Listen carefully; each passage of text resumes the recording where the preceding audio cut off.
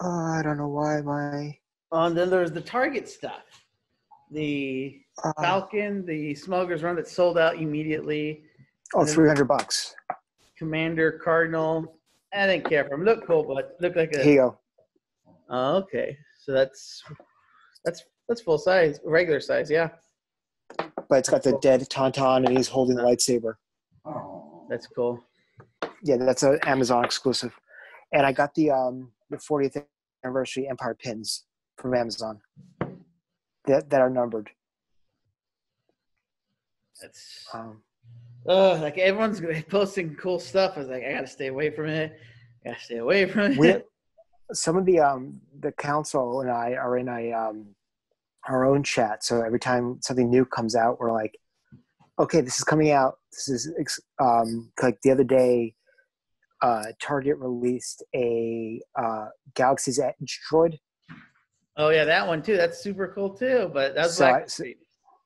So like all of us ordered it. You ordered it?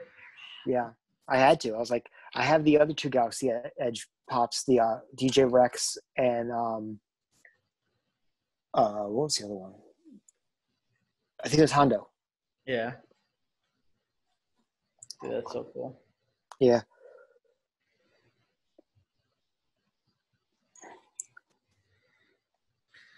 Those came out of nowhere too. It just all of a sudden, it's going on sale tomorrow. It's for sale. It's all sold out. I was like, what? Yeah. So who knows? I mean, it's really right now everything's a buyer's market. It's kind of crazy.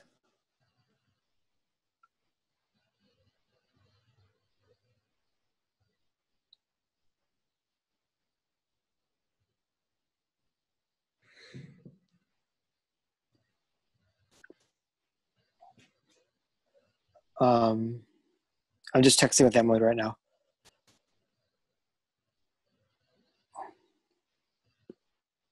How much did the Picard bust cost? $75 with free shipping. Oh.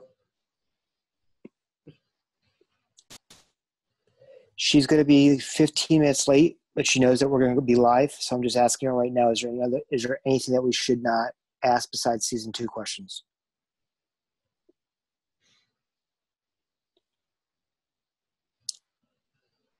Yeah, it's all over the internet. The Picard guy for about $80.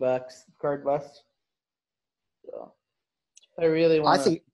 I love it personally, but that's just me.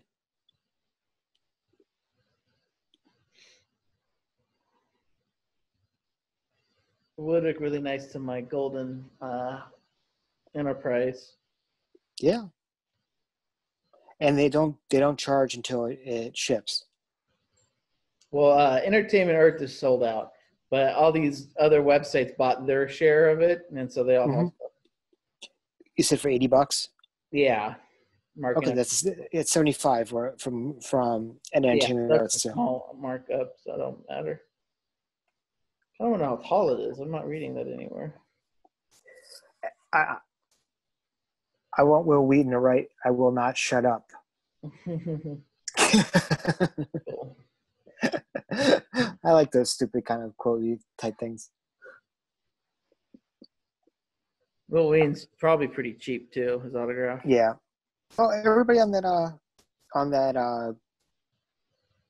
at this con is relatively cheap.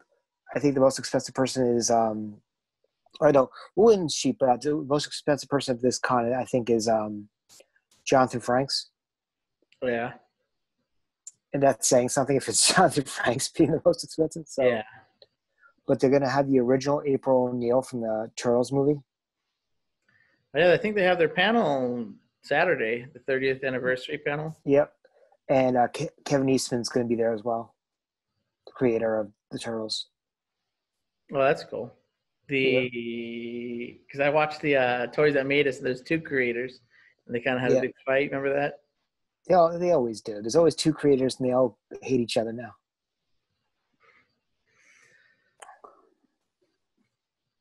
Sounds like Star Wars 20. Well, 2 creators. You guys don't hate each other. Well, me and Dave and Alan. Yeah. Yeah. There's been no communicado in almost a year now, right? With Dave? Huh?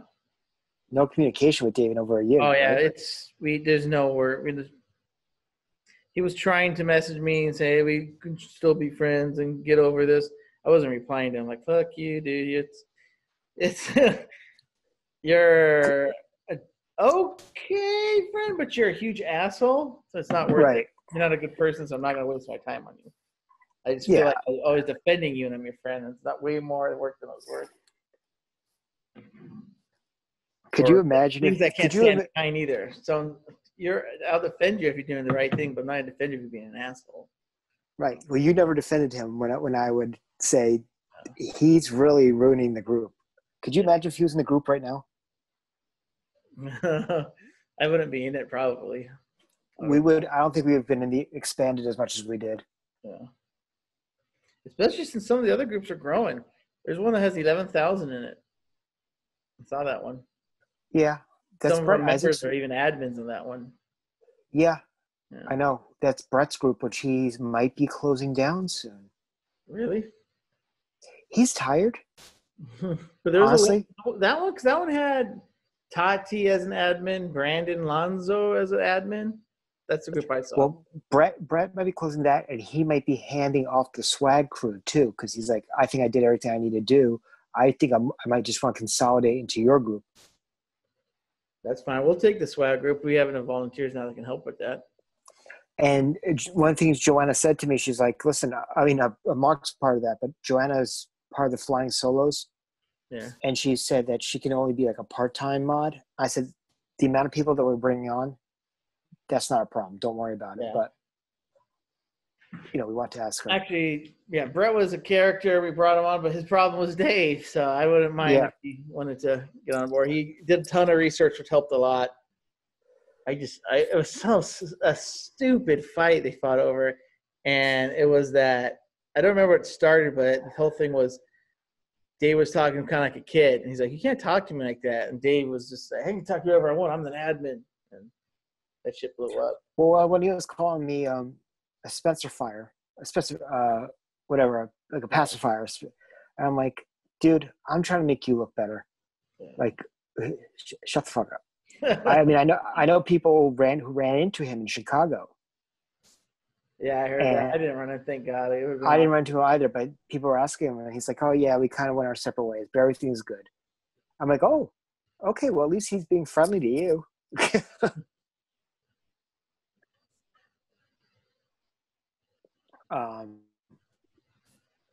No, I mean, at one point, Alan's like, I kind of want to call him just to see how he is. I don't wish the guy any harm. I mean, kind of wish him any harm. I just didn't want him as part of the group. Yeah, it's better just to stay away.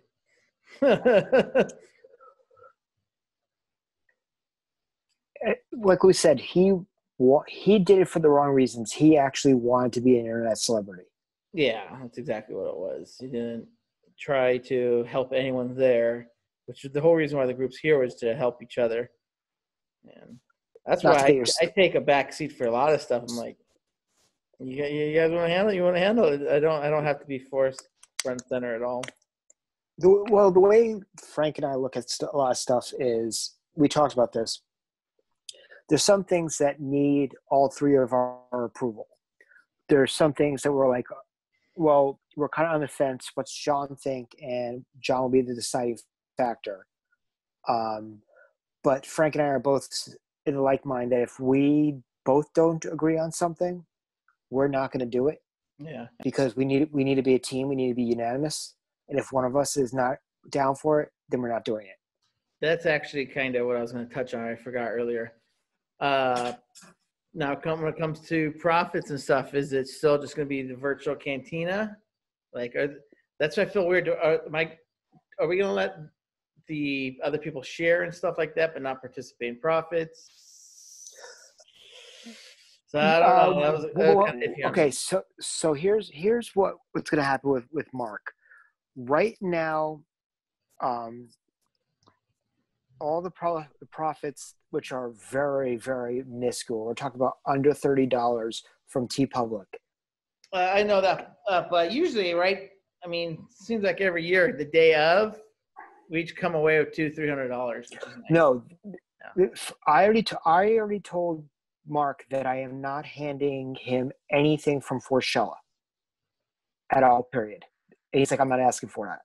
Okay. So he's going to run the store for Virtual Cantina, but Forshella is 100% the three of us. Okay. So that's not changing at all. I didn't want to hand him that at all.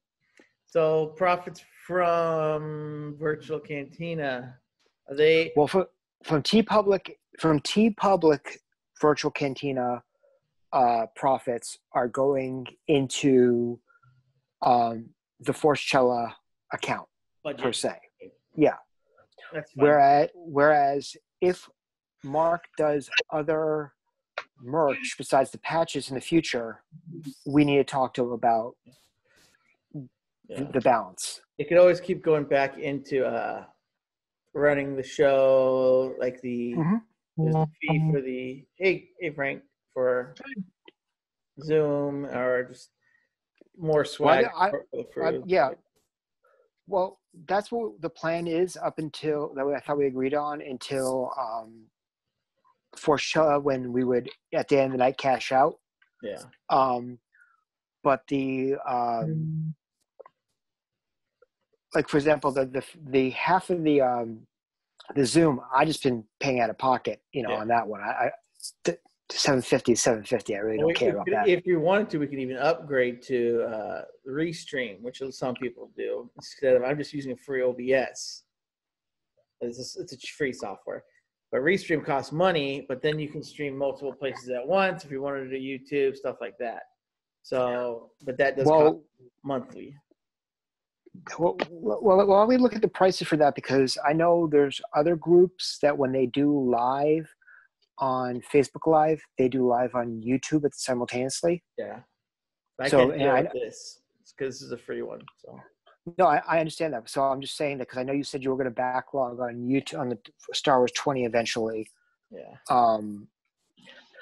So anyway, Emily's in a meeting right now. She's going to be about 10 to 15 minutes late, so she knows that we're going to be live. So we can start without her, but obviously we're not going to start the actual show without her. I shot her a message asking if there's any other questions besides nothing about season 2. Should we not ask about? Hope you use those same exact words. Well, I wrote, yeah. I was more coherent in my typing than I am verbally. You don't understand how many takes I took of a video that I was going to post last night. So I was like, I hate every one of these. I'm just going to talk really slow this morning. That was funny. I'm like, God, people are going to give up on it. And then it started lagging. I don't know if you caught that. Oh, one of our members actually texted me with a screen cap. I'm the like, fact that I think is it lagging? Because it goes. That I froze after I made the announcement. Yeah. But how you doing, Frank? It's cooking, good looking. Good. How you guys? All right. Excited. Got a lot of nerve to show your face around here, Frank.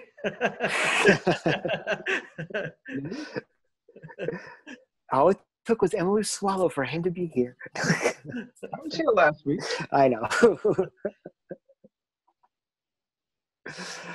But was last week Misty? Yeah. Yeah. I did the questions. Yeah. But no, the comments that everybody was flipping out this morning, which is fantastic. Well, we get a good turnout. That's what's is a little rough about 8-hour notice or something, whatever it was. Well, something I was predicting. I felt I pushed as much as I could with her. Yeah.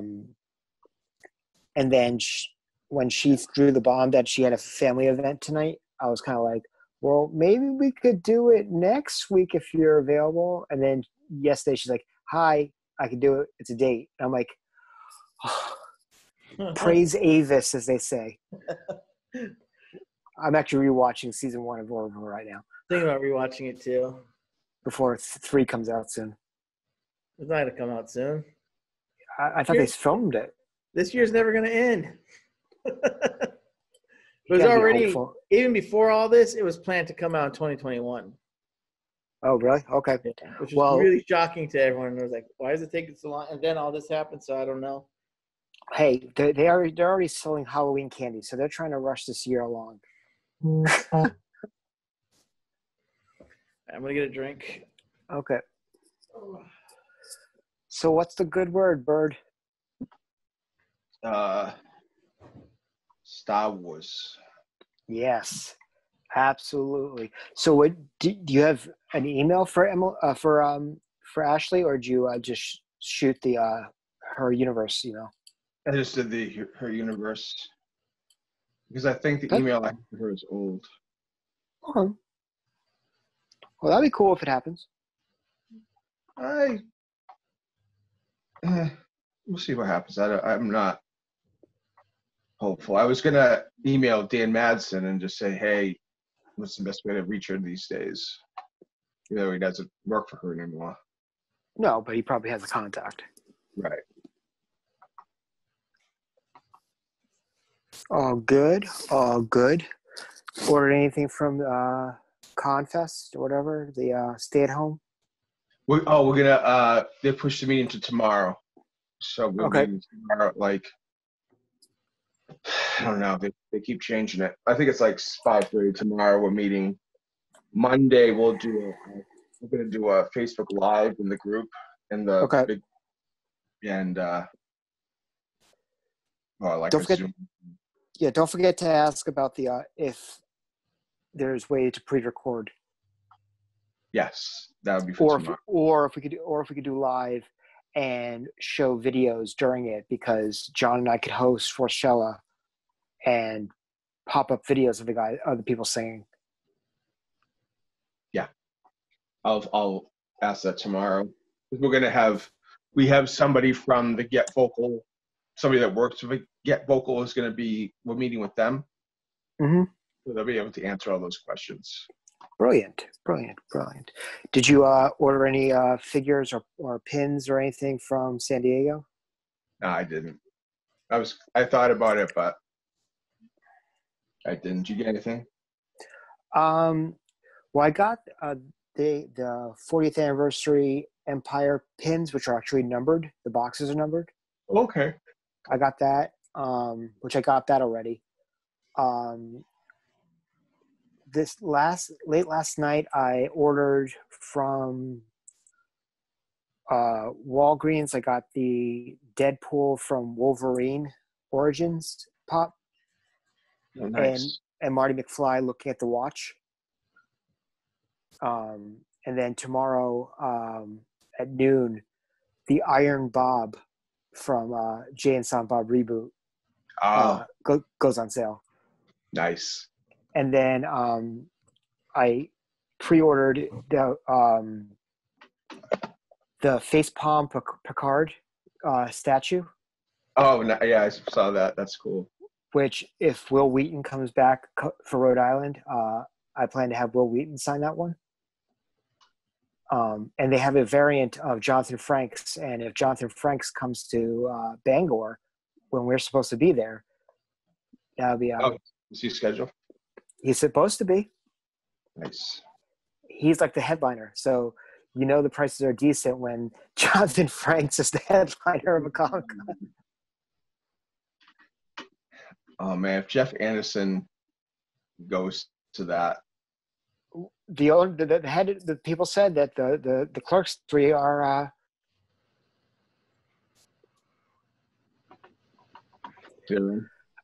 Yeah. Sorry, I got a text from Emily.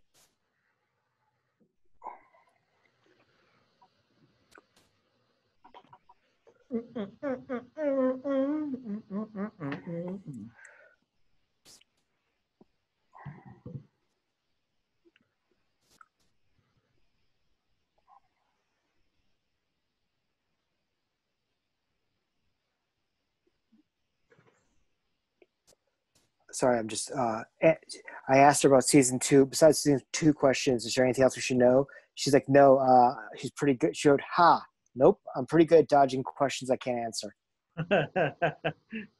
Yeah, other than in those interviews that I watched, other than season 2, there wasn't anything she couldn't answer.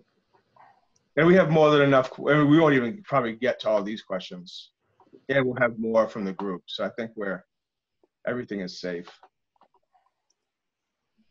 So this is all based on, like, asking her things based on how she answered other questions. So not asking the same questions, but knowing how she answered some of the questions, phrasing what we have here to get more of an answer based on what she's already, Right. talk about. Cool. Well, good research. Yeah, I like the most of it. This will, because this will be, we could be very, I mean, not that this is going to be like so formal. It's not. It's going to feel like every other. It's still going to have that same laid back feel to it that we always have.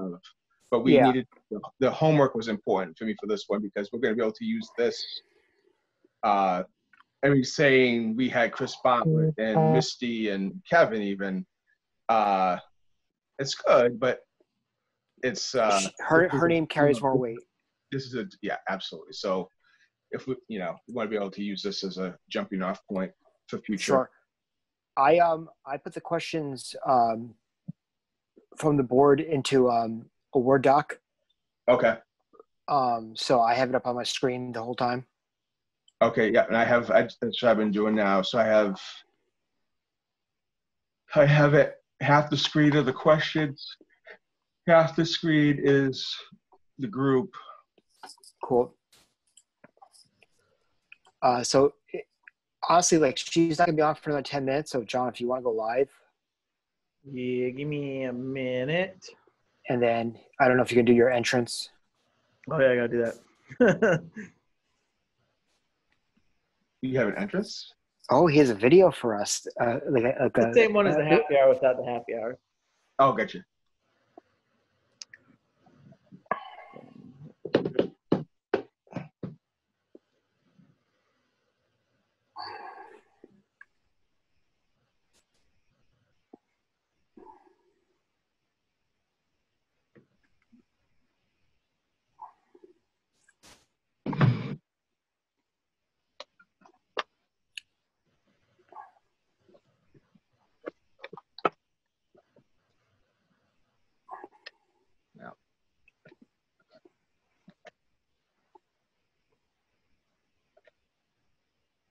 That's kind of dark.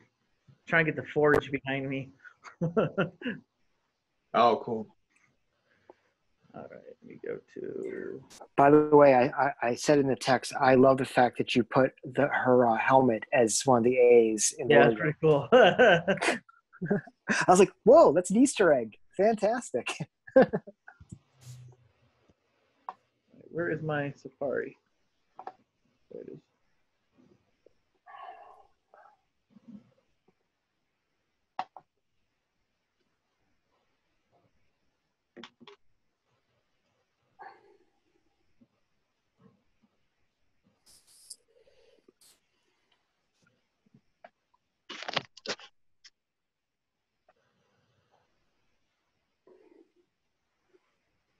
All right, guys. We're live. Okay, I'm going to do a refresh of my screen. Ladies and gentlemen, boys and girls, children of all ages, welcome to the virtual cantina.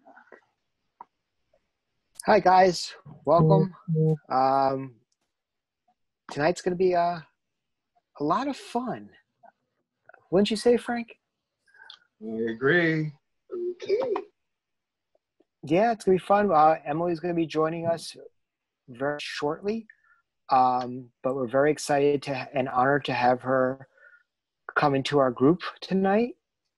So it's going to be great. Now we have someone we need to thank first and foremost, right? Yes. So for this happening. Very happy and thank you to member Meredith Ng. Thank you very much, Meredith, for making the introduction to Emily. She'll be coming shortly, and I'm sure we'll pass messages along as well. But thank you very much, and we're excited to have you all on with us tonight. One of our phones is vibrating, and so if you don't hear it, it's your phone. Not my phone. Well, if you don't hear it, it's your phone. Oh, okay. So I heard it. Oh, then it's not your phone.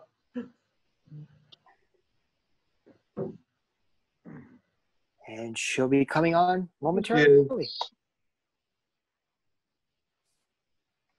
Hey, April, how are you? Meredith, thank you again.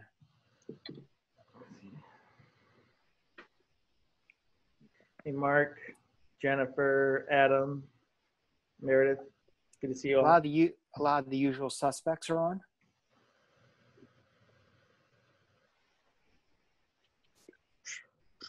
We've got to share this. Oh, and just as a reminder, which Mark will post probably a little later. Yeah, I'm throwing you kind of under a bus, Mark. I'm sorry. The TeePublic Virtual Cantina store is currently open. Has not been closed down. Knock on wood that doesn't get closed down. But we're still trudging along. So we have T-shirts, we have magnets, we have stickers, we got totes, which is great for autographs. We're going to masks. Yes, we have masks. Well, I'm gonna get. Yes, we have Virtual Cantina Happy Hour PPE available.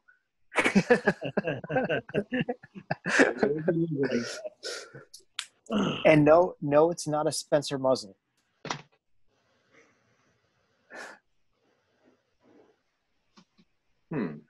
Yeah, so hi, hey, Alex.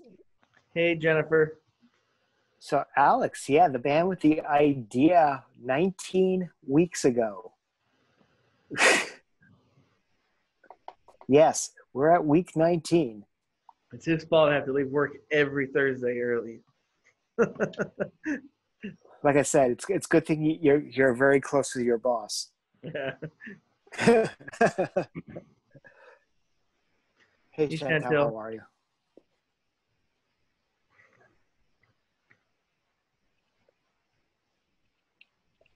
Hey, Jason.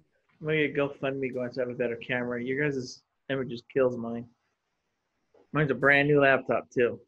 I'm actually on my cell phone. I know. It's really sad. Apple put the camera on the new MacBooks is only 720.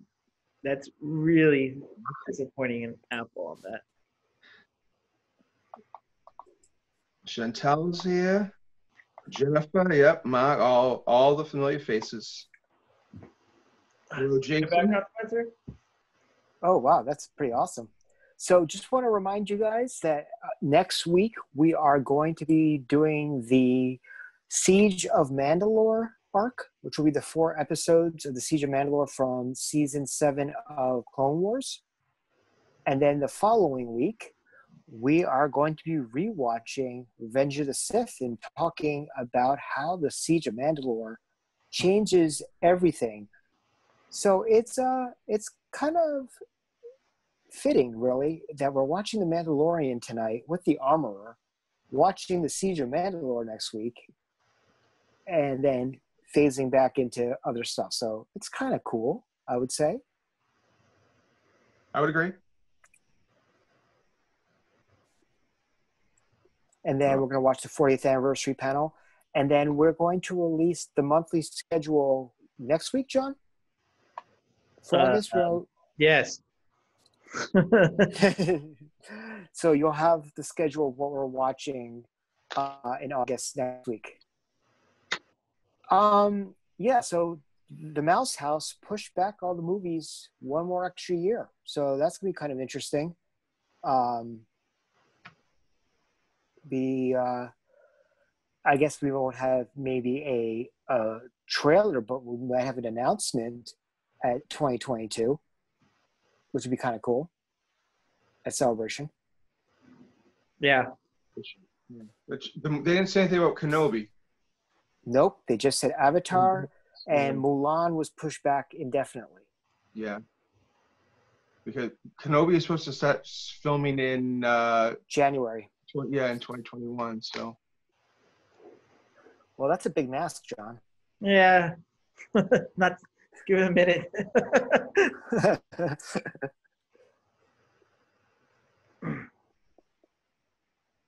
Yeah, 55 viewers right now. So very good. We're down to 50. This is the way. This is the group, as Mike says. That's probably good. If you put it right in the middle, because when Emily joins, it's going to split the screen. This is put over your face, so I don't have to look at you. Right? Yeah, something. Everyone on the thread would be happy. Okay, Jacob, that White Claw is a joke. Okay, I can't believe you're heated about me doing a joke. Come on. Hey, Jonathan. I saw a White Claw truck a couple days ago. I couldn't get a good picture of it for you, but thank you. I'm just gonna grab a drink. I have to interpret at 7 a.m., so it'll be a non-alcoholic drink, but it'll still be a drink. Okay. Hey, Rich, how are you? So we'll be joined relatively soon by Emily Swallow. Was waiting for her to come in, but we're very happy to see you all. Happy to see our council members and our family here. Very excited about tonight. Mandalorian's been full of guests and full of surprises, and just excited. Once again, the TeePublic site is open, where you can get Virtual Cantina and Virtual Cantina Happy Hour merchandise, which Mark will post about a little later. Right, Mark?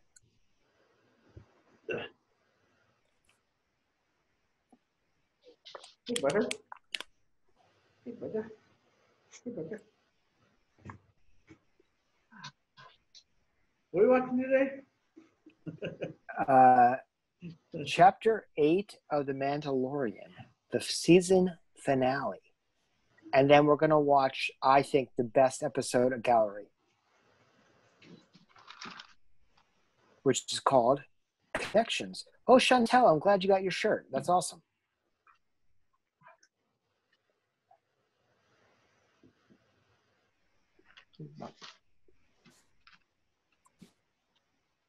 Everybody's commenting about your dog, John. Where are they? Yeah, he's gone.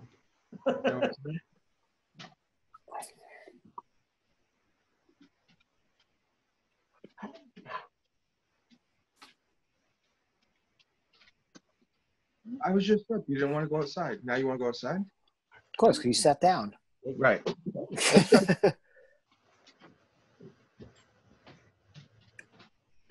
I'm being attacked.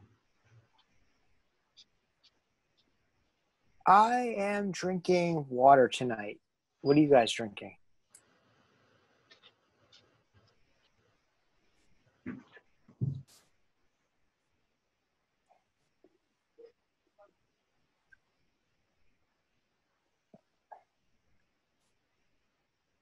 I'm drinking a Soul. Never shows up on the screen because I don't know. Always blacks it out. Mm-hmm. Like Zoom doesn't want to see alcohol on screen. Yes. So, what are you guys? Did anybody pick up anything out of the Comic-Con at Home specials? Any Funkos or Sideshow or anything of that nature? I got the 3 the child tiki shot glasses.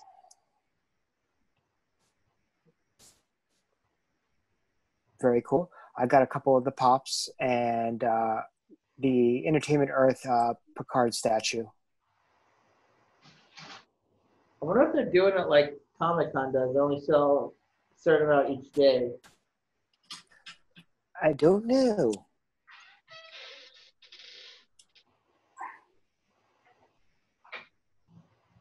But like you said, the the Funko site was horrible. I was right there at 5 o'clock, and I got in relatively easy. It's just checkout. The checkout just would not function right. That's par for the course when it comes to Funko, the website, unfortunately. Oh, it's nice that you got the jet trooper. Awesome. So once again, guys, thank you very much. Jason, you met Dominic yesterday. I know a number of our members met Dominic yesterday. That's awesome. But yeah, we're going to be watching Chapter 8 tonight, and then Chapter 8 of Gallery. We'll start the Q&A with Emily Swallow as soon as she jumps on, which should be momentarily.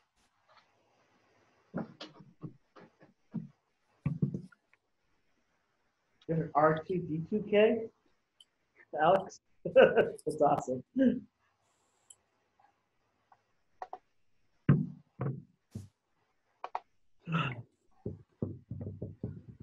But no, there was some good stuff that was out there. It's, Anybody watch any panels? Oh yeah, I forgot this. Oh, They're right. Hello, Emily. How are you? I'm good. How are you guys doing? Great. We're great. Wait a minute. Welcome. How come I'm in this lame kids' playroom and somebody's in the armorer's lair? I'm just awesome, I guess. That's not fair. Well, welcome to the virtual Cantina. This is awesome. So we're actually live right now. Have you done this all along, or is this one of the innovations in light of the pandemic, quarantine, all that? Well, this came out of that. We were just talking about the week 19 of the Cantina. So we made through, we made through all 11 movies in order, and then we watched every single episode of The Mandalorian, including the gallery afterwards. Wow. So we're finishing Mandalorian tonight, and it's quite an honor to have you with us for episode 8. Well, 8's my favorite episode, so I'm excited. This is the one I get to watch with you guys. Well, thank you very much. Thank you very much. We're here with our two other co-hosts. One is John, who is also our technical guy, and I'm Frank the one who broke into my place, apparently. And then Frank Rich from Star Wars Autograph News, who is one of our admins as well. Hey, Emily. Hi. So if you have questions, Celebration Facebook page right now, so you can say hi to people. Oh, yeah, need to go over there. What's the Facebook page again? I feel so clever because I managed to get to. I actually sent you the link on Instagram. You did. I can send it to your Facebook if you like as well. I'm on a computer that I've never used before. Okay. So I don't have my Instagram logged in. Okay, so I will send it to the Facebook chat that we were in, that you found. Yes. So you could actually see the live. I already knew Facebook had like the other messages thing where it's easy to lose things, but oh shoot. Which one of these do I need to mute? The one that's on your computer. You want our chat live. There we go. So we're going to take questions, obviously, throughout the episode from our members, but we also have a bunch of questions and stuff like that. And love to hear any anecdotes or anything that you want to talk about with Mandalorian. Like I said, we're very, very honored that you were willing to come on with us. And Meredith is actually in the chat right now. And thank you to Meredith for introducing and talking us up to Emily over at the Collecticon this past week. Yeah, we had a good time. It was very interesting having a socially distanced masked convention. But I also feel like if you're going to ask anybody to wear masks, people who are doing cosplay anyway are like the best candidates. Right. Yeah. how did it compare? I mean, obviously it's quite different, but how did you think it felt compared to other cons you might have done? Well, this one is already much smaller than some of the other ones, which is why they felt okay attempting it. I mean, it was, it was weird having a mask on the whole time and not being able to do photo ops. And there were a few awkward things like that. But I have to say I was surprised at just the feeling of like gratitude that I had and that I felt from everyone else at getting to gather together and getting to just, connect over these things that we all have in common, that, these different fandoms that people enjoy, and getting to be somewhat normal during this time where we really haven't gotten to gather much. It was really lovely. Right. It's wonderful. Yeah. And it worked. I feel like, and I know one of the reasons that the promoters wanted to do it was kind of to set an example of how something like that can happen safely. And obviously the numbers have to be limited. So you're not going to have like a San Diego Comic-Con anytime soon, but we're doing what we can, I guess. How are the crowds? I don't know what the total attendance was. It felt like there were like under 500 people there every day. It never felt super crowded at any one time. And I know that they were prepared to turn people away if there were too many people there at once, but I don't think it ever became an issue. Emily, I saw that you've been doing shows pretty much since season 11 of Supernatural. I'm wondering, did you have a chance to do many shows after The Mandalorian aired, so that you could kind of see a comparison between Supernatural fans that came to your table and the Star Wars fans? Yeah, I was just starting to. It was really exciting because I had like 15 lined up for the year.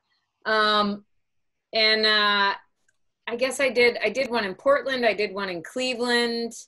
And also towards the end of last year, there were some Supernatural, some fans of both shows that I got to see at the technically Supernatural conventions. And I mean, the Supernatural fandom is phenomenal, and I'm blown away by how supportive they are of each other and how passionate they are about the show. The thing that feels a little different to me about the Star Wars fandom, first of all, I love that it's, it spans generations. It's people of all ages. And I have friends who I went to high school with who are messaging me, and they're like, hey, I told my kids that I know the Armorer, and now they think I'm really cool.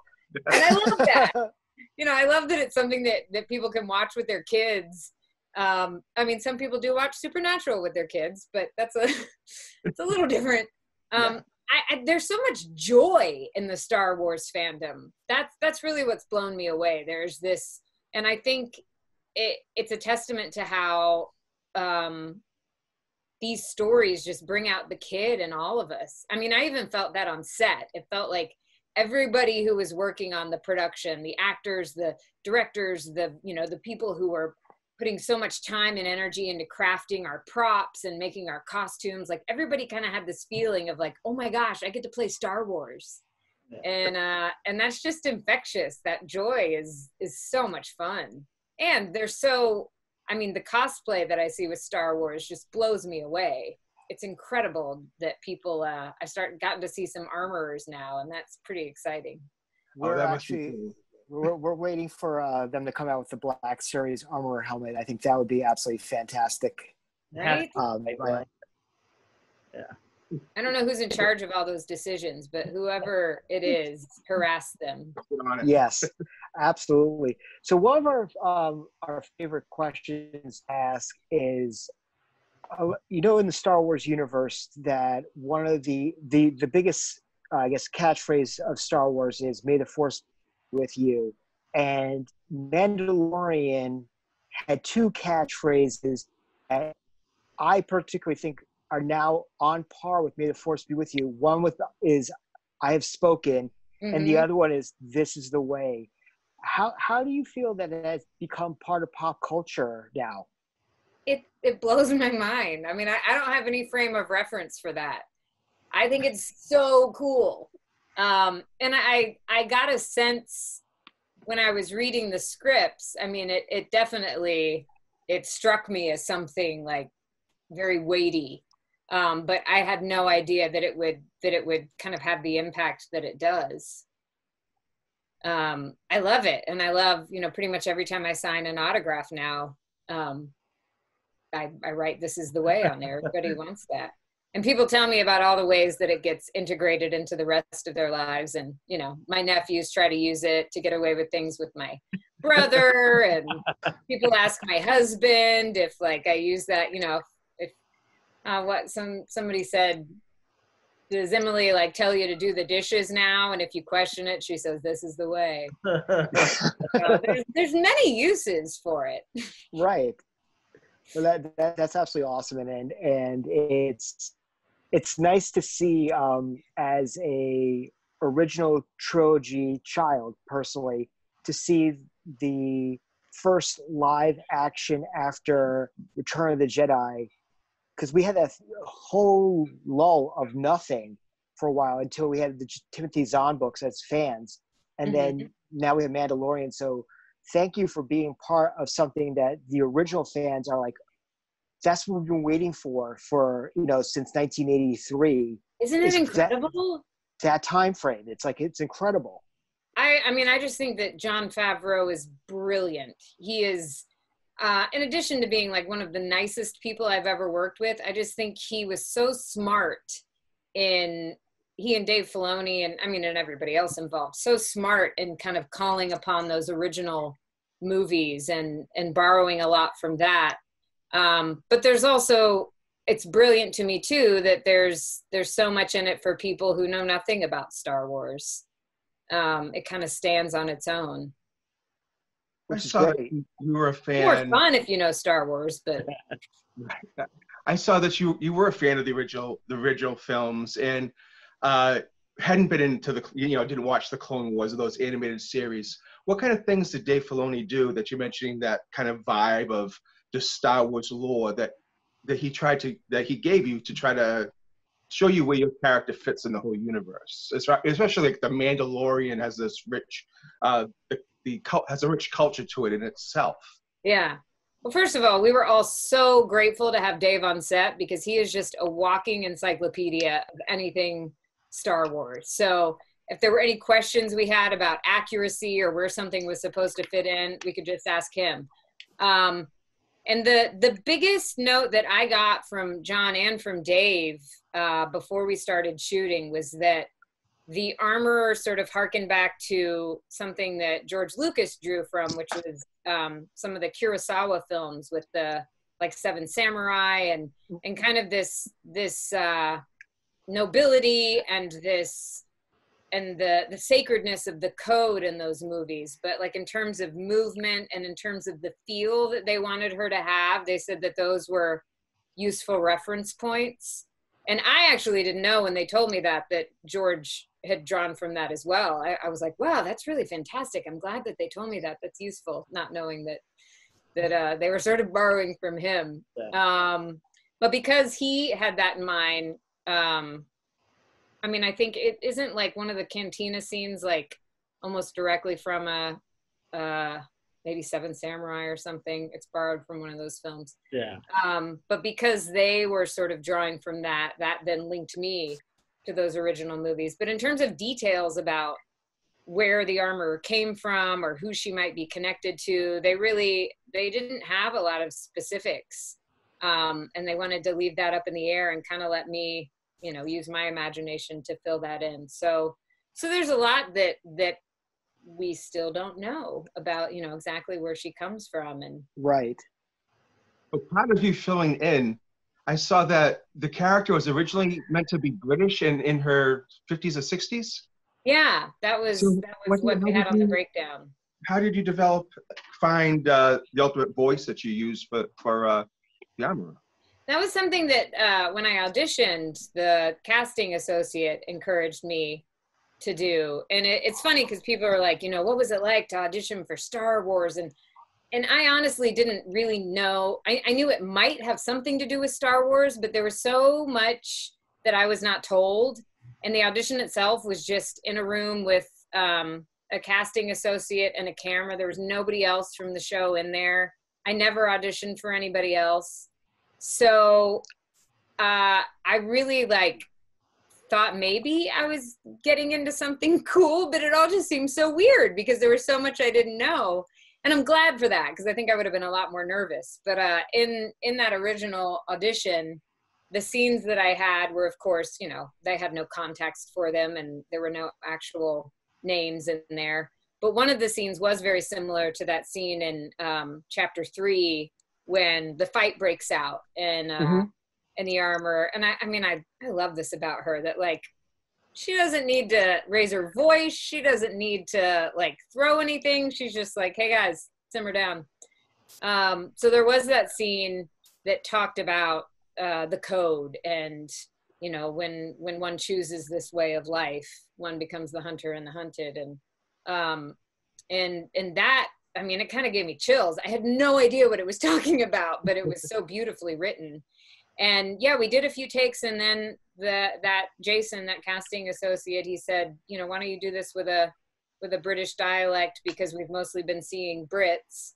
But it was really just one of those lucky, I don't know how I got to audition for it, since I don't fit the bill.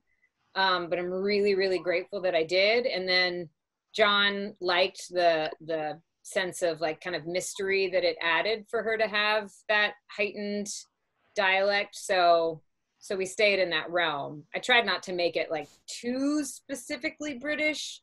But I do like that it kind of, I think that it elevates her a little bit. More formal register. Yeah, you could. Yeah. It worked, certainly. So when it was finally announced that you were the actress under the helmet, how did it feel for you when that was finally revealed to the public? It was so much fun because, you know, my journey up until the premiere was very strange because, of course, I wasn't allowed to say anything. And I actually shot all of my work for the show before the show itself was ever even announced. So I didn't have to deal with any pressure of, you know, what are people gonna, I didn't know what a big deal it was gonna be. So I didn't have that pressure on me. And then it was kind of fun once I was attached to it to see people speculate about who I might be, and to see that they were wrong on all counts because nobody knew that the armorer existed at that point. Right. Yeah, and then it was just, I mean, it was a lot of fun to go to the premiere and to like get gussied up and it's really cool to play a part that is so appreciated, that has nothing to do with how I look, because, you know, I'm a woman in Hollywood. And so I'm constantly aware of like whether I look right for different parts, whether I'm pretty enough, whether I'm tall enough, whether I'm this, that, or the other. And it's so freeing to play this character who, you know, we never get to see her face. We don't know what she looks like, and we love her. It's a really special thing. You mentioned her, that she doesn't have to raise her voice. I love characters. It doesn't matter if it's male or female. Those characters that their power is obvious without raising their voice, without any action. You just know that they are truly a powerful character. And that comes out of the armor so very well. I mean, even with a mask, without, you know, obviously we're going to see the armor do some things in this episode, but love characters like that. How does the armor compare to, I mean, you're in some, you know, with Supernatural and the Seal, you play some powerful characters. How does this compare with some of those other characters who are powerful in different ways? Yeah. Well, one of the things that I definitely appreciated looking at, I guess Amara would be the other like most iconic character I've played. And I think that it's good that the armorer manages her anger a lot better than Amara. But it was interesting because The Mandalorian came out around the same time that I was working on SEAL Team, you know, which you mentioned. And the character that I play on that show also is almost always surrounded by men, very alpha men. And she also like has this quiet authority. She's never aggressive about it. She trusts that. And it was kind of cool to see similar displays of authority and confidence in two completely different genres of shows and very different characters. And it's something that I aspire to that in real life. I feel like I get to play all these characters who are badass, and I'm like, I just feel like this goofball in real life and constantly fidgeting. And so especially getting to play the armorer and to have to rely on stillness and to get to kind of relax into that stillness and trust that stillness was really cool for me to try on a completely different physicality. And it wound up being, it was, someone asked me about difficulties in wearing that armor. And the truth is that like being inside of it, I could hardly see. I was wearing these massive cumbersome boots that didn't really give me a good sense of like where I was on the earth. So I kept like kicking things and then my gloves were pretty big. They were a little too big for my hands and they were thick. So it was hard to feel like when I was trying to pick up my tools, like if I had something. So there were plenty of times that I would like trip, or we would bonk helmets, those of us who were Mandalorians, and it became necessary to be very economical with my movement. And then I realized that necessity, kind of that obstacle that I had to overcome of not moving too much, was actually really, really helpful for her. And it was interesting to see in wearing a mask that, and we were all kind of learning at the same time because we were shooting episodes 1 and 3 at the same time. So Dave Filoni and Deborah Chow, those directors were really, really watching to see like, okay, what is the language of these Mandalorian suits of armor, of these masks? And we realized quickly that any extraneous movement was really distracting, because when you can't look at somebody's face and you can't look into their eyes, you're looking everywhere else. So if they're fidgeting, if they, turn a certain way, you're hyper aware of that. And I didn't ever want to distract from her very singular purpose. So it wound up being really useful just not to move that much, and that kept me safer too. So why don't we start the episode? How's that work for everybody? Yeah, I have a technical Awesome. question. Yes. Do I mute Zoom so I can watch? So actually what we do is you need to turn your volume down on the TV or have the speaker away from the mic, because we're not supposed to pick up the volume from Mandalorian. We can hear a little bit, but it can't be I can't loud. listen? You You can listen. You can listen. You absolutely can listen. We're gonna ask the questions. We just asked that the TV be not loud. Yeah. All right. Let's see if I can turn it down. You can listen. Okay. And we are going to start with the 10-second countdown. Whenever you're ready, Emily. Wait. What am I Sorry. Okay. What am I hitting play on? Do you have Disney Plus up? Oh, I have to have that too. Yeah. I don't have that up. No. Okay. Sorry. I thought that there was something with the Facebook. No, that's just the chat, but it's okay. This is going to take a second. Not a problem at all. But once again, ladies and gentlemen, we are on live right now with Emily Swallow, who is the Armorer, and we're very excited. We're going to be starting to watch Chapter 8 of The Mandalorian tonight. All right. I mean, if you guys want to ask any more questions while I'm trying to figure this out. Sure. What was your reaction when you first saw the helmet? I had to drive like an hour and a half to go to this studio out in the valley for a wardrobe fitting, but I had no idea what I was going to look like. And so I got there and they started talking to me like they had to do a body cast, and you know, they're talking to me about all these measurements they needed to take. And then they were like, oh wait, you don't know what you look like, do you? And I said, no, nobody's told me anything. And so then they started to show me like the sketches and everything, and it just took my breath away. This was at Legacy FX? Yes. Oh shoot, passwords. I never remember. No, we're not starting without you, so don't even. Sorry, I would have had this figured out. You take your time. That's it. Oh, what's my Start password? better out. I have to ask my husband now. What's our Disney Plus password? So here's a question for you, because I actually had a friend of mine get something signed at Collecticon from you for me. I'm a huge Funko fan. What was it like when you first saw your Funko? I think she's adorable, which is sort of weird for the armorer. I feel like it's weird that the armorer has a bobblehead because it's so not her. But I think it's awesome. Was this your first action figure?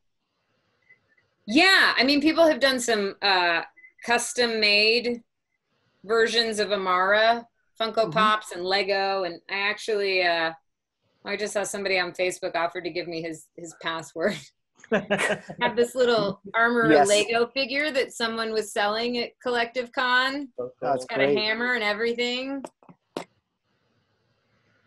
Sorry. Yes, that's our member Mike. He's a big fan. He was the one who offered his password. Thanks, Mike. I got it somewhere. Emily, were you on set the day George Lucas came to visit? I was. That's so cool. I mean, could you imagine being the creator of this thing that 40 years ago you had to fight tooth and nail to get it made, and now it's still going? Amazing. All right, my husband's responding. It's all very exciting. He's at the grocery store right now, so. Blaming Spencer. He should have had her prep. Well, he tried to tell me. I think I was on another Zoom call before this one, so I was like trying to message and. Well, we're very happy to have you on and have all this. So thank you very much for your time.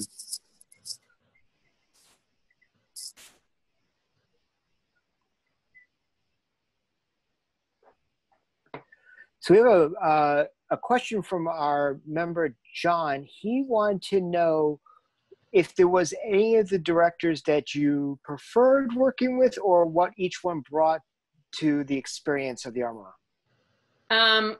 I loved them all for such different reasons. I mean, the one that I was most excited about working with before any of it started was Taika, because I'm just a huge fan of his films.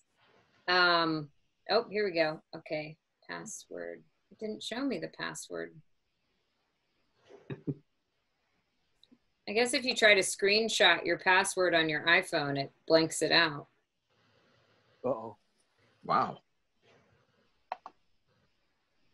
I mean, Dave, I loved because he just knows so specifically what I think from working on like Clone Wars, and he just knew so specifically how he wanted to tell the story. And he has such respect for it, but he's also really playful. Deborah, I loved because she, as a director, has a lot of the qualities that I thought that the Armorer had. Like, she also has this kind of quiet confidence, and she seems very self-assured, and there's this strength that is also very graceful. So it was really helpful to be working with her kind of as I was finding this character. And then, I mean, the set with Taika was, I think, almost everything you might expect. Like, we were, between takes, we were listening to like 80s music, 90s music, blasted really loud. He had like instead of having a chair that he would sit in at the Video Village where they were watching the shooting, he had this purple couch brought in, and he had a lava lamp sitting next to it. And he's just a hoot. He's such a mad genius. So it was awesome just to get like a little peek into his brain. I'm sorry. It's funny, you can see that in his gallery interviews where they had shots of him. His humor came through. So even the few shots you saw of him on set, there was almost always humor involved. Yeah. This is the worst. I'm sorry. You could start it and I could just catch up. Well, we have plenty of questions. Not a problem. We can ask questions while you're doing, or start whatever's like for you. We're happy just having you on with us. So thank you very much. I'm trying to explain to him that the password didn't show, but now he's not responding.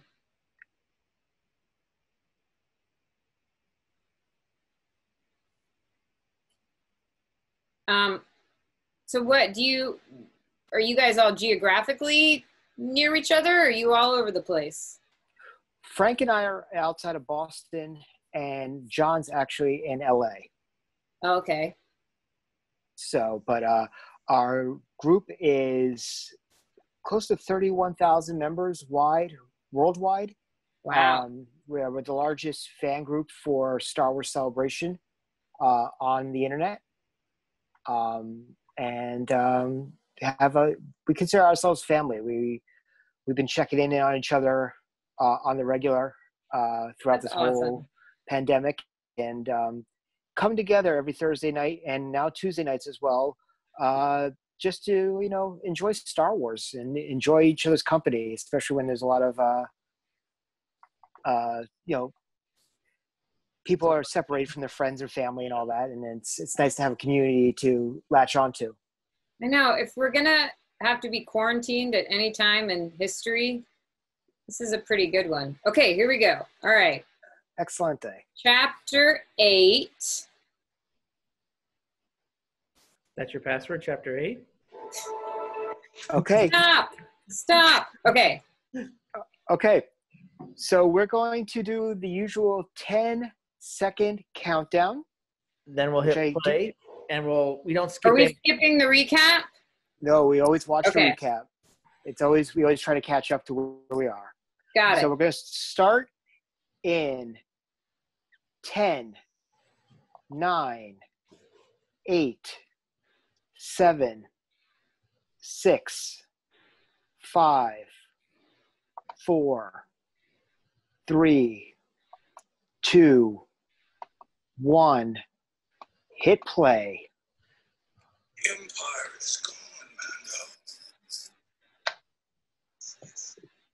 Mando. Love the music. Doesn't get old. Yeah. Mine's way too loud. So what did you think of the child the first time you saw the puppet? It's so stupid how cute it is. And you know that it's a puppet, but it's so cute. But yeah, I also had no idea, that was the only episode that I did with him. So I didn't know how he was kind of like the deal. Right. But I loved that I got to be the one to say that, who he was and where he came from. That was kind of cool. Which up until this point, for over now 40 years since Empire Strikes Back, we had no idea about that. Mandalorian. Yeah, that's true. Mandalorian, because George never let it out what kind of creature that was, where it came from. So pretty rad. Yeah, absolutely pretty rad. It's 40 years of information that now starting to come out, which is pretty awesome. Well, and it was such a phenomenon that everybody started calling him Baby Yoda, right. And we were officially told by Disney that we could only refer to him as the child, and then at some point they sort of stopped saying that. I think they just gave up the battle. It was hopeless. Can you believe that it's transcended everything now, that people are Baby Yoda crazy? It's bonkers. It's like magic. It's lightning in a bottle. Oh, here we go. Did you work with the what do they call it? The hero, the actual, like the really Yeah. that baby Yoda? Well, because every scene that we shot, you might already know this, but every scene that we shot with the child, we had to shoot with the actual puppet, and then they also did it with nothing in case they decided they were going to CGI it. Oh, right. Instead. Which I think, you know, a lot of people know about Werner Herzog and him saying, like, "You're cowards." That's where all that came from. Yeah, it was really cool to see how cute he was, and then to see him, you know, somebody controlling him and him moving. What was your reaction when you saw this scene? It's so Taika. I love it. I love that this is how his episode starts. And that too, I think, like, John was so wonderful about making sure everybody was on the same page in terms of like the story being told and the feel of the story. But he also just really encouraged each, because he hired directors who have such different styles, and he wanted them all to lean into that. And I think it's so much fun because of that. Was your scenes in the Coven area, was that mostly in the volume, or was that a practical? That was a practical. Oh, wow. Yeah, I never really did anything with green screen except for some of the effects. Like, I think when I was dipping something into a like cauldron and pulling it out, there was a green screen in there because they had to animate some stuff. But I had all the things that were in my scenes. That's fantastic.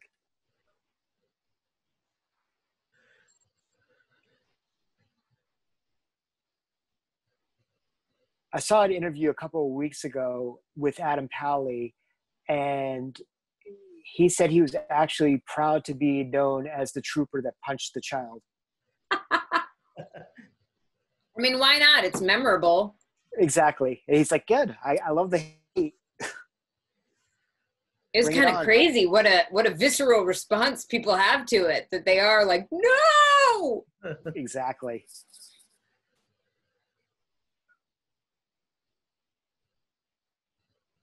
And I wonder if they knew, like, when they were shooting this, how strongly people would react. That was, I think Taika must have had an idea. Yeah. What'd you say, Sorry? Everything the fact that they were able to keep this secret until the first episode of the baby itself, like, and all this was filmed obviously before that. Yeah. I don't know. One of the things that Kathleen Kennedy said during the panel at Celebration last year in Chicago is that no one knows what they're in for and what is coming with Mandalorian. And that was a year ago. Oh, before it came out? Yeah. Yeah, during the panel at Celebration. So just showed a clip of it. But that was remember it. that. No one knew about the child at all then. Yeah. So, oh, that's right.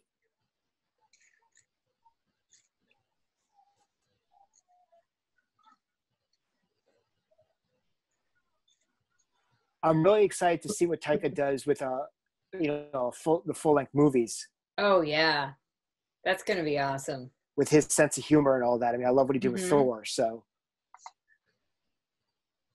what corner of the universe would you like him to be in charge of? What do you think would be fun?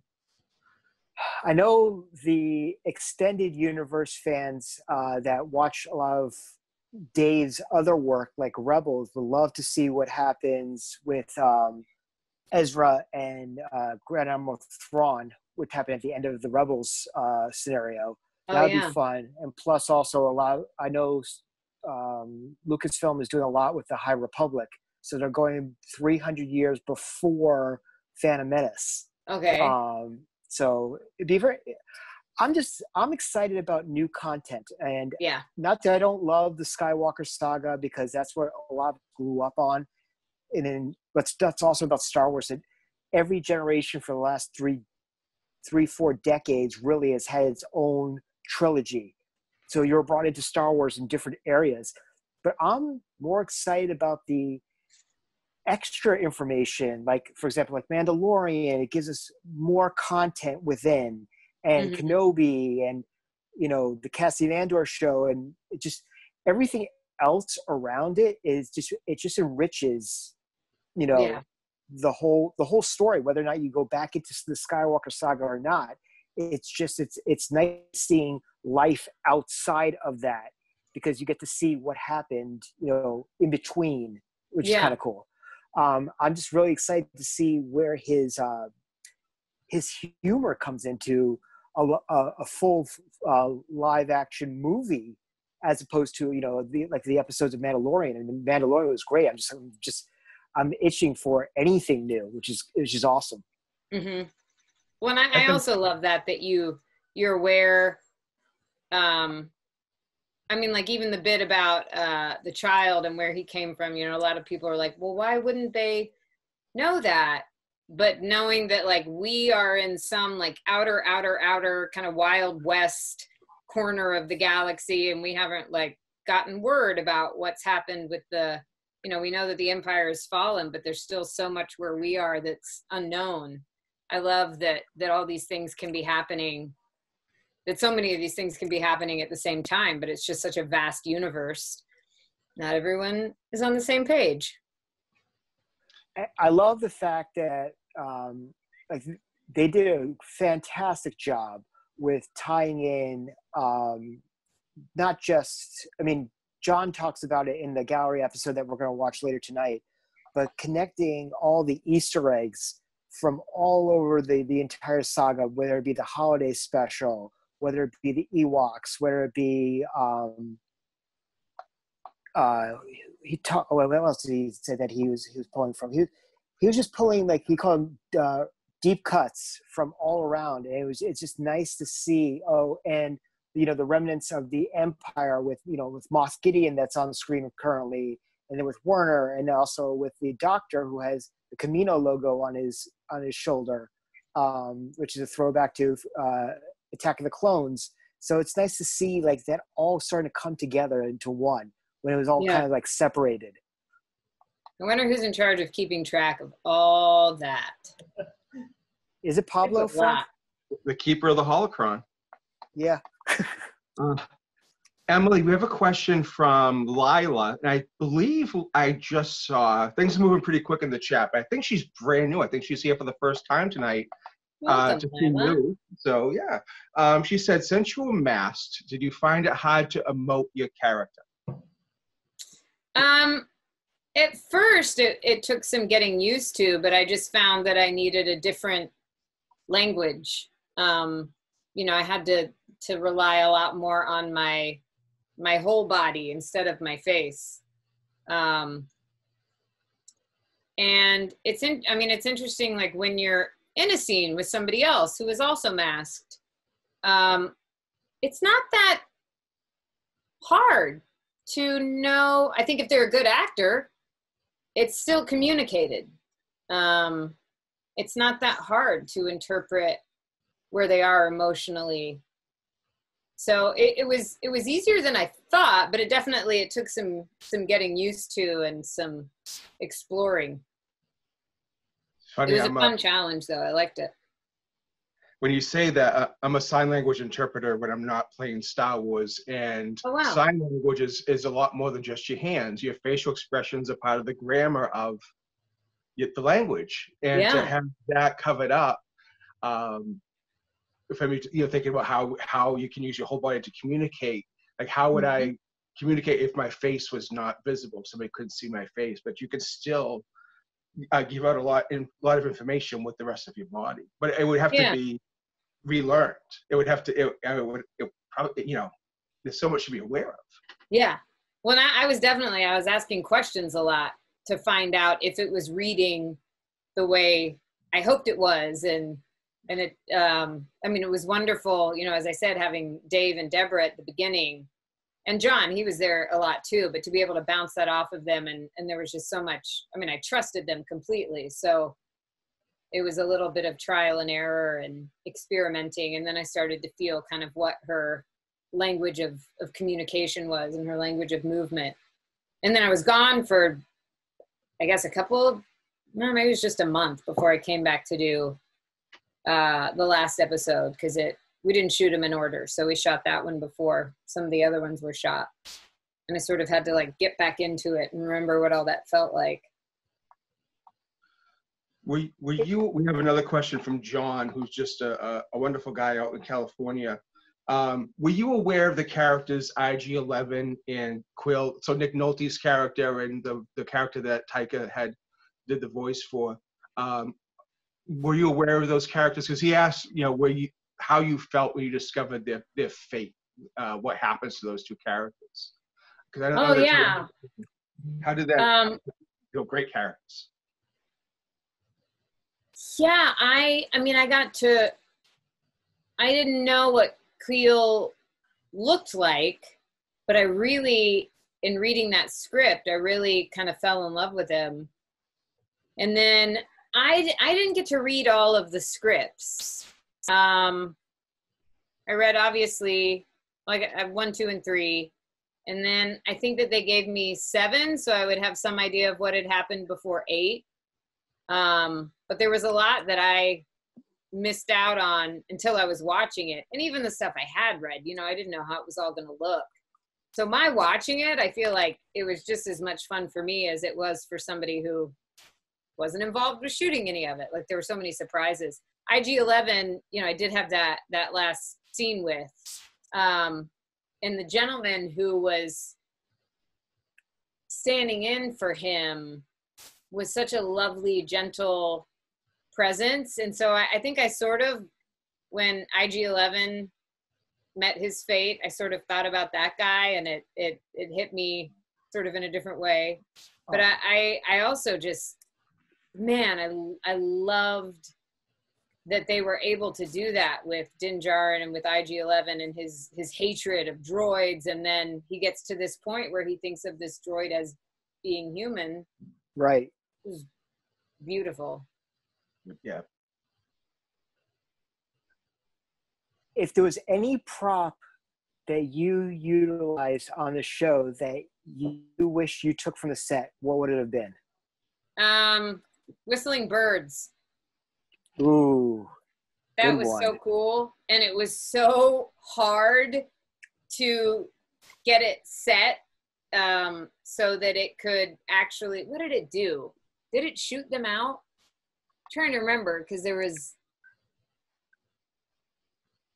some like pyrotechnics involved with it, and having to place each one of them in there individually every time we had to do a take. And so it felt like it was something that would actually do what the weapon is supposed to do.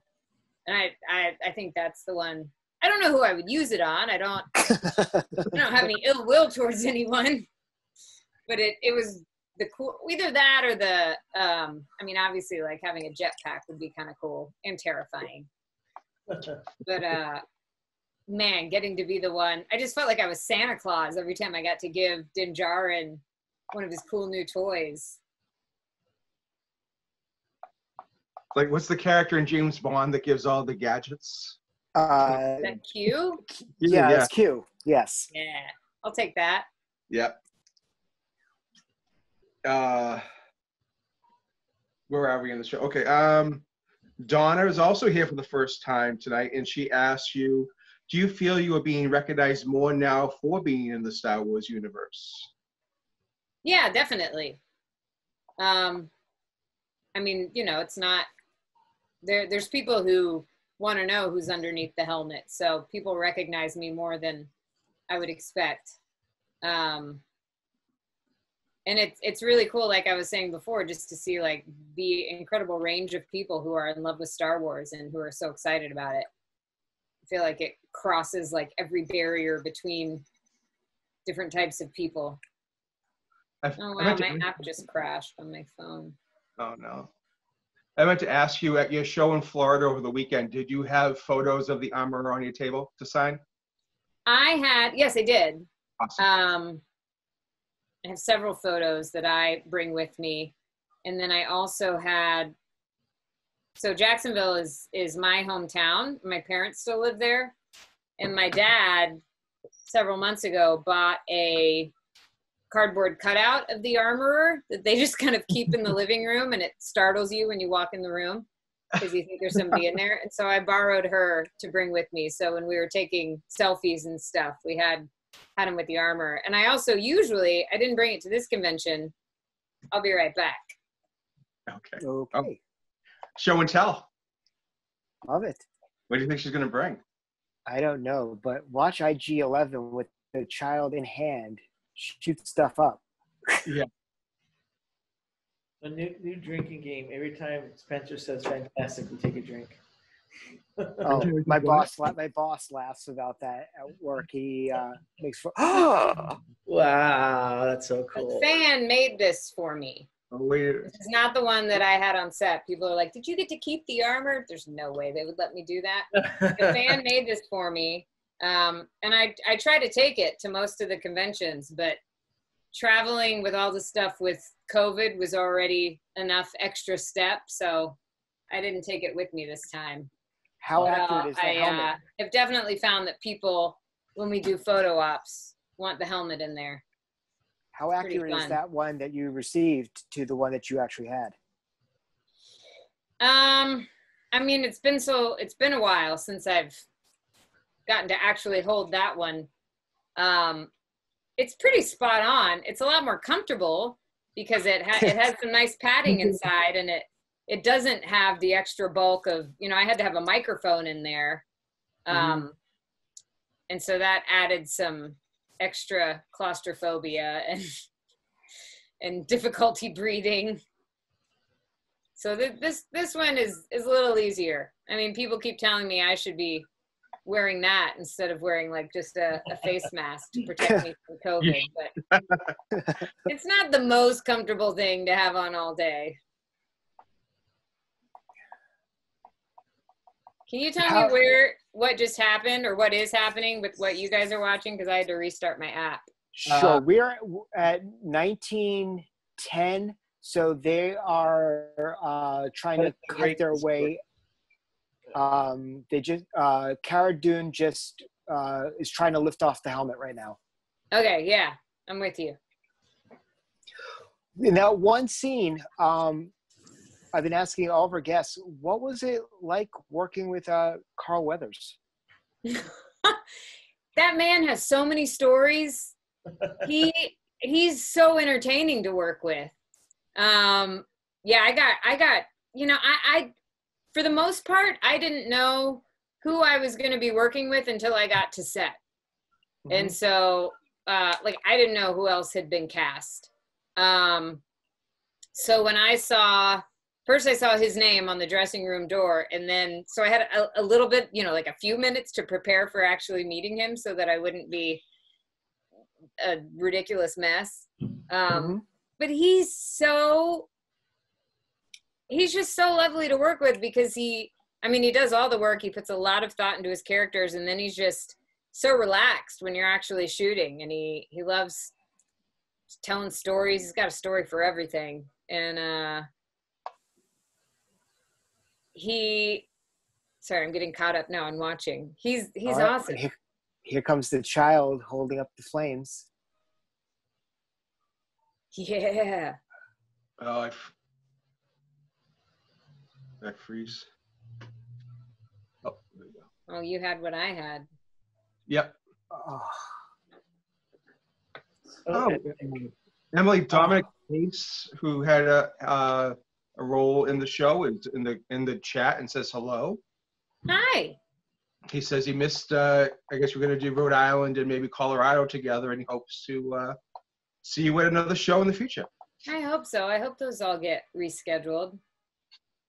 I was also supposed to go to Star Wars Celebration this year, and I was so excited. We actually had someone ask us a question. We kept quiet on that one, but it's nice to actually hear that you were going to be there. Yeah. Well, hopefully 2022. Hopefully we'll see you there. 2022? We're That's not what they holding out announced hope for next year?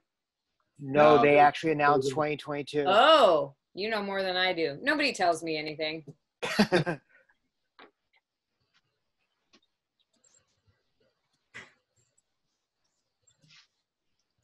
one thing I would say is that I'm really excited. I mean, obviously for years, this Star Wars female role model was Leia, but I'm really excited to see so many other strong female characters within the universe now. Not just obviously Rey from the movies, but like, having the Armorer and Cara Dune, and it just adds so much more. And then obviously in the cartoons when they have Ashley Eckstein with Ahsoka. So it's like it's nice to see, that the females taking precedence and forefront in a lot of the Star Wars universe. It's great. Yeah. Well, and I love,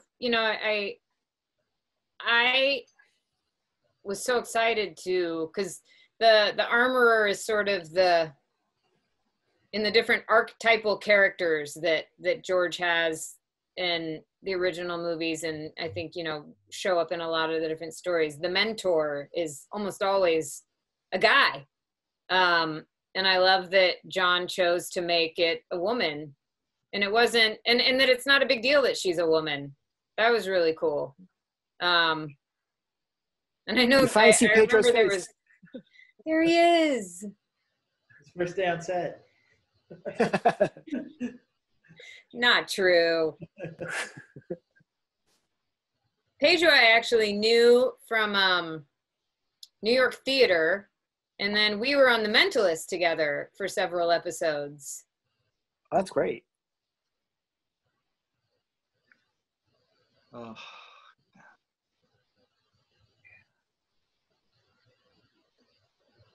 almost there. so good.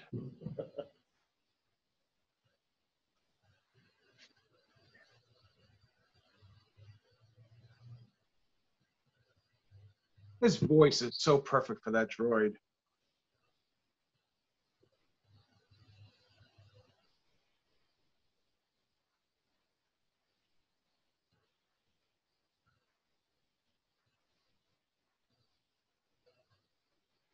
This was really sad when I saw this the first time, all the armor. That's pretty Yeah. cool.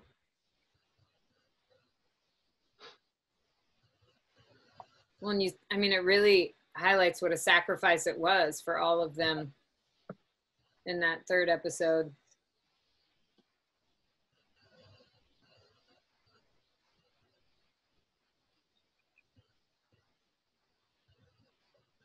I also love the inner struggles within the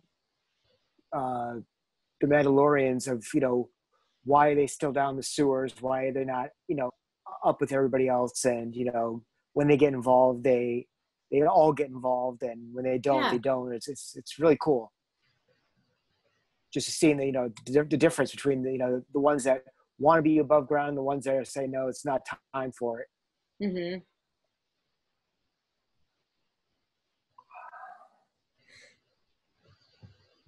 My first fear when I saw this is like, not the armor. That's what I thought.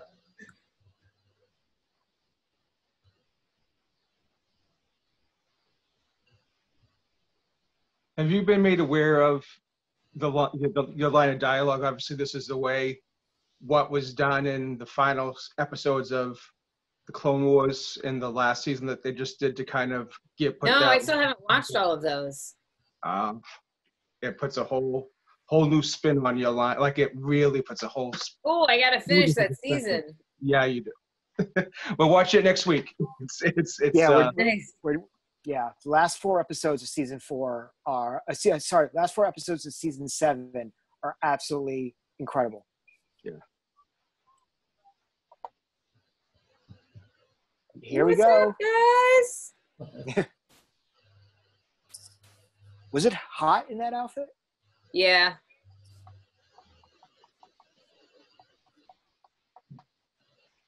And I often question, I love the fur. I think it looks amazing, but I'm always like, she's around fire a lot. Is that a smart choice? Fire that can melt the hottest steel in the universe. She's fine. I'm sure there's a fire extinguisher somewhere in the corner.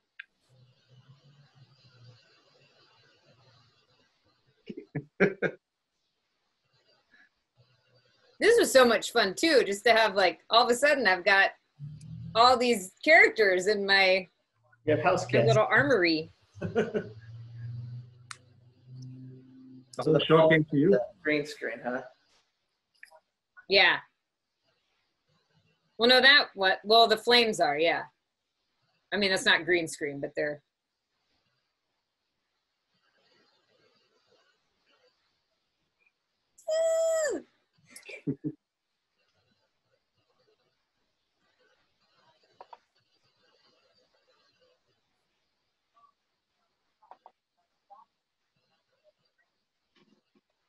I love how unique the helmet is too from the other Mandalorians. It's gold, Mhm. it's got a little crown type thing on it. I just love that.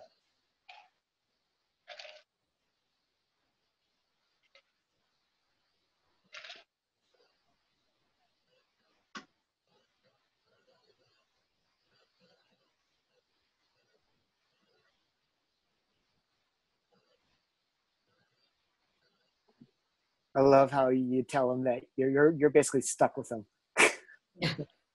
Hey, guess what? He's yours. Peace out.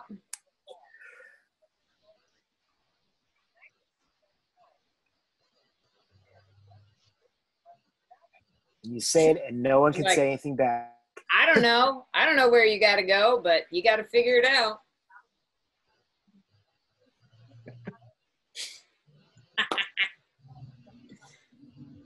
I'm going to go home, but you can't stay here.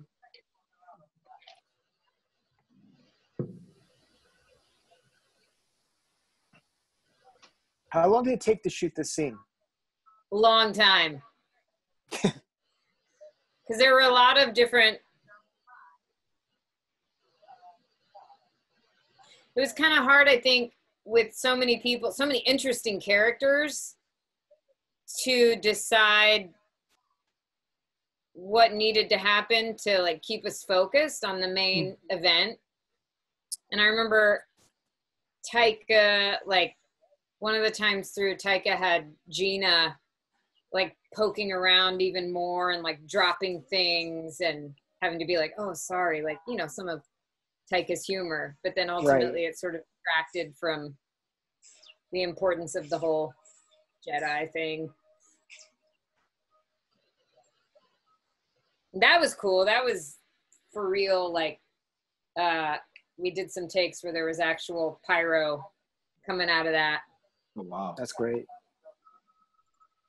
Was all your dialogue able to be captured through the microphone in your helmet, or did you have to go back and re-record?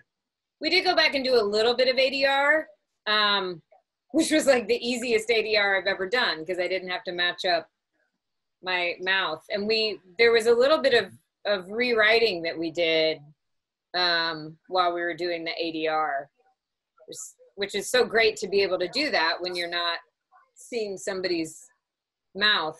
There were some things that were made a little clearer, I think, and especially in this scene.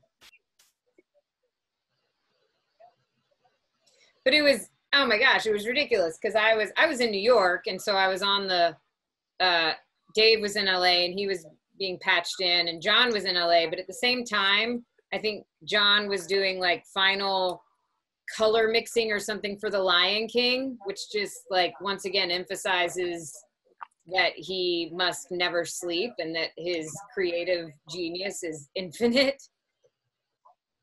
He's like working on stuff with Beyonce, and then he comes back and works with us, and bonkers. Wow. And two amazing projects. Yeah. I took my daughter to see The Lion King, and yeah, I saw the original, but you know, the animated version way back when, and she loved the live action.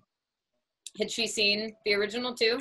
When she was young, well, yeah, she's 12 now, but she really liked the live action. Such an awesome scene.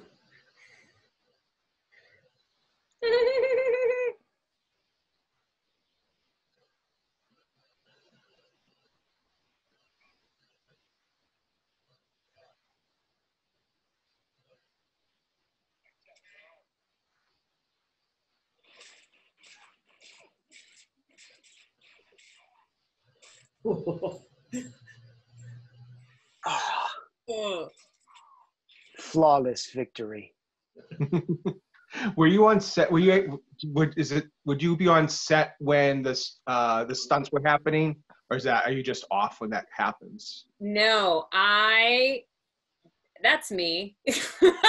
Oh, At wow. the end, I got to do my like victory. Man, I wanted to do that fight, and when I got the script and I saw that there was that fight, I went to Ryan, our stunt coordinator. I was like, "Tell me what I need to do." And he said, "That's so nice that you want to do that." He was like, "You would need to train for months, and we don't have months. We're shooting this in like 2 weeks." So he did humor me a little bit, I guess. And for those few weeks that I had, I did train with somebody in a martial art called Kali, which was what the basis for most of it was going to be. So I got to do some of the transitions, but I did not. It wasn't until I was watching this episode when it was released and everybody else was watching it that I saw the full fight. Oh wow! And my husband and I were sitting there on the couch and we were both just like, "Oh, cool." I heard there was originally a different fate for the armor at the end of that. Yeah, she was going to die. She was going to sacrifice herself, which she's prepared to do. Yeah. And I don't know, John never said like what, he just decided, nah, she doesn't need to die. And I was really happy about that. Well, the armor takes out 8 stormtroopers by herself with just 2 hammers. And they have blasters. Yeah. I mean, seriously. Doesn't need a blaster. I love that about, because that's, I think, the only fight that we see that doesn't involve some kind of firearm or, lightsaber or something. Yeah. And I spent a lot of time while they were doing like scans for, I guess, possible action figures and stuff. I spent a lot of time in that position holding the tong and the hammer.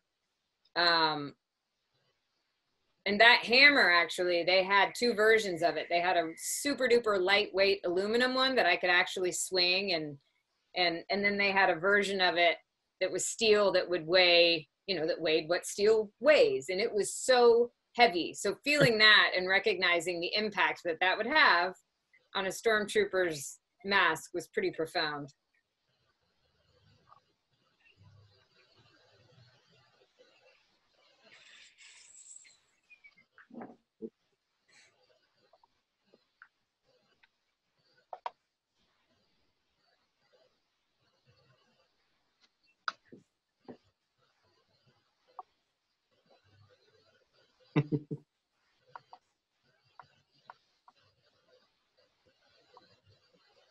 Ashley, who does a lot of she's done work for Star Wars through Tops.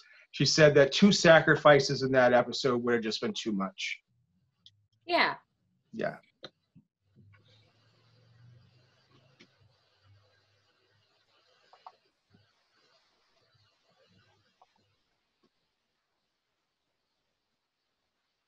Now they're talking about warranties.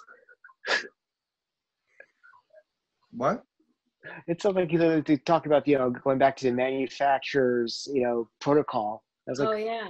I don't think he has a warranty. It's nice to see Mando have such a appreciation and respect for a droid after his past. Yeah. This episode, is that the first time we see the full flashback to his to the Clone Wars and why he doesn't like the droids?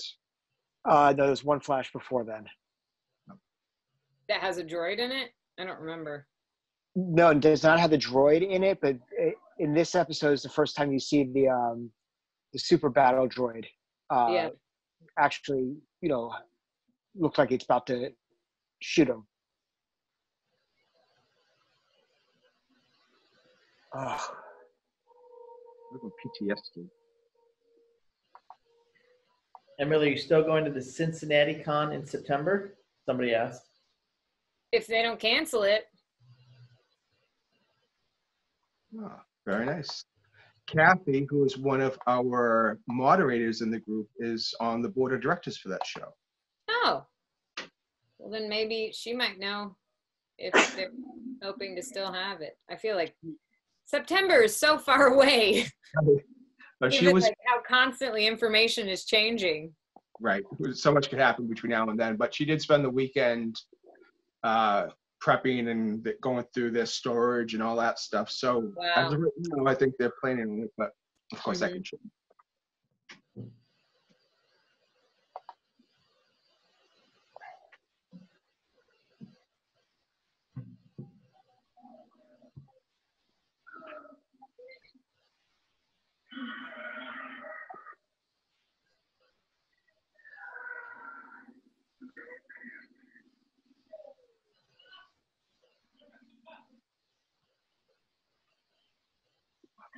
Yeah.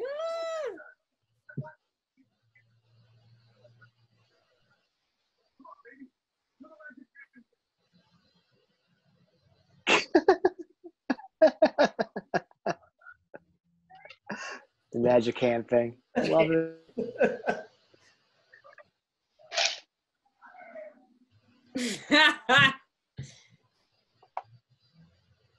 That is definitely Taika's humor. That is another level of brilliance to me. To see the skill involved with being a puppeteer of, you know, like the child, and how much we get from it, knowing how to do that. It's amazing. It's also, I mean, it's the history of Star Wars, like from ILM and just the original movies and everything that had to be done to make it as special as it was. This is just a continuation of that, taking it to the next level, but deeply tied to what Star Wars is all about. Yeah, which is another reason I think it's so great that they did use the puppet and they didn't try to just CGI in the child. I just learned recently, because I did a podcast where we watched, or we didn't watch, we had watched The Empire Strikes Back, and we kind of went through the whole thing. And as I was sort of reading up on that to prepare for it, I learned that whole set with Yoda was built like 5 feet off the ground so that Frank Oz could be underneath, controlling all that. That was really cool. In one of the behind the scenes clips for Last Jedi, they actually show Frank underneath the set with Mark Hamill coming to visit him when he was shooting with the puppet for Last Jedi. So it's great to see those, you know, little tidbits. Yeah.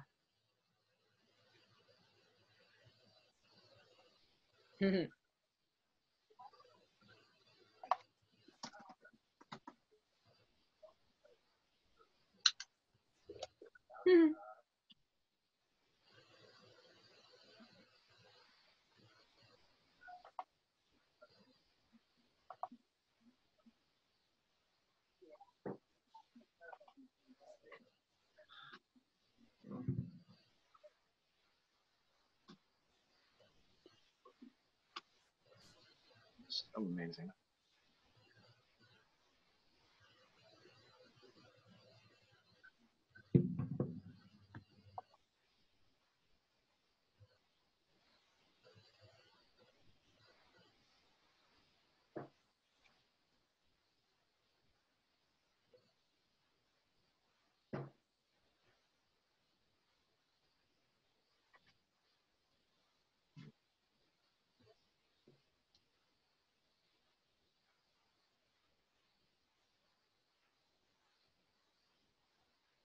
I get so sucked in this.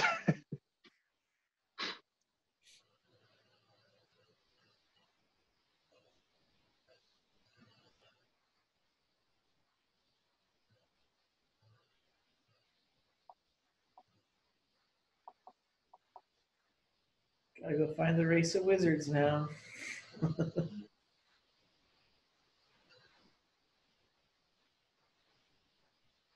This whole first season, everything about it, there's no, I have no hesitation, no doubt that season 2 won't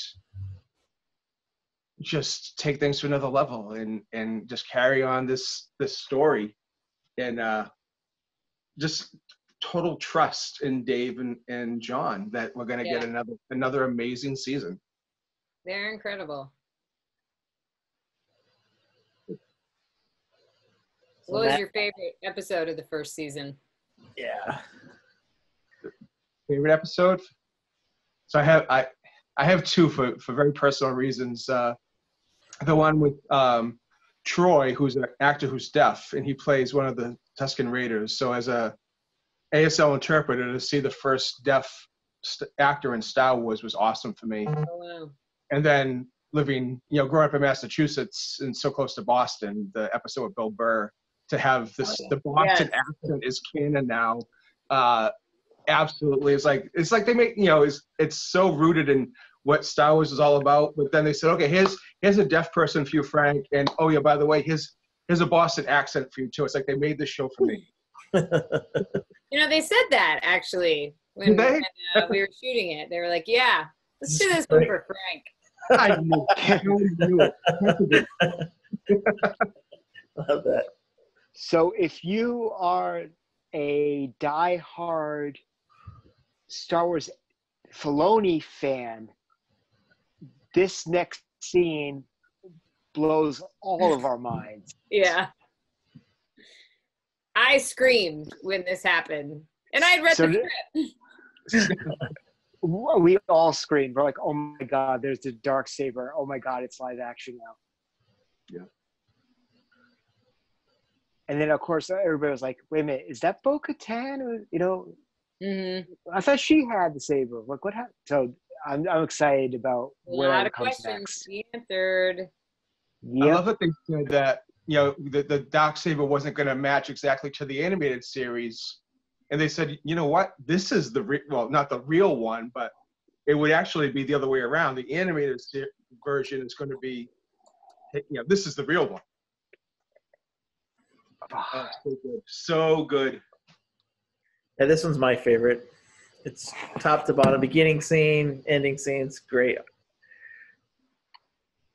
It had a little bit of everything in it. You had, the comedy, you had the tragedy, you had the physicality, and it was just well crafted. I mean, each episode, it felt like watching a spaghetti western.